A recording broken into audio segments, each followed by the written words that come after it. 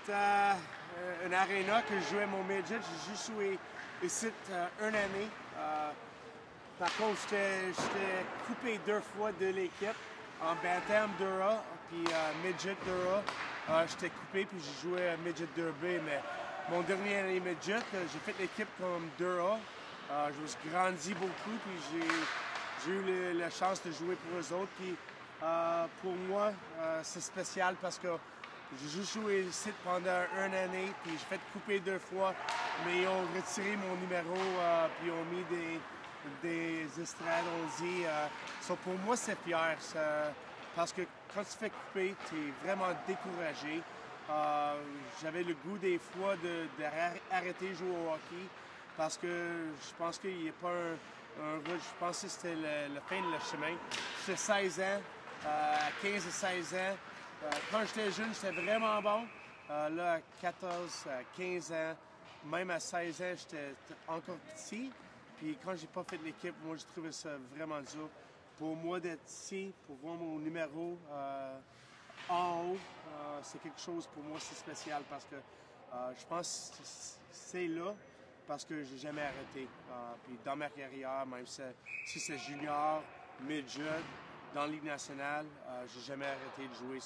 C'est pour ça que j'étais vraiment fier d'être ici encore. Puis quand j'étais 11, 12, 13 ans, j'étais un bon joueur de hockey. Je scorais 200 points par année. Quand j'étais arrivé à 14 puis 15, j'étais vraiment petit. J'étais encore bon, mais j'étais pas assez gros. Quand j'ai fait couper 2 fois en ligne, je me suis dit, il faut que je change un petit peu la manière. Puis je joue, comme on dit, avec un chip on my shoulder. Je joue avec j'étais tout le temps compétitif, mais là, j'ai rendu un peu baveux. Je faisais aussi que j'étais un bon joueur de hockey. Là, j'ai rendu, je donnais des coups de poing. Je donnais des affaires avec mon bâton. Je faisais lever de la glace avec mon bâton. Je mettais en arrière des pieds dans le patin des gars pour rendre malade à moi. J'ai changé mon style. J'étais juste pas un joueur de hockey. J'étais un peste. Je voulais que les autres, ils essaient de me blesser. Les autres, ils pensent plus à moi que le game. Puis si les autres, ils me donnaient des coups de poing, les autres, ils prenaient des punitions, puis moi, je mettais sur le powerplay, c'est moi qui scorais le plus en plus parce que j'étais le meilleur joueur sur notre équipe. C'est ici, dans ce terrain-là, que j'ai vraiment commencé à changer mon style. Puis quand j'étais arrivé en junior, ça changeait encore plus.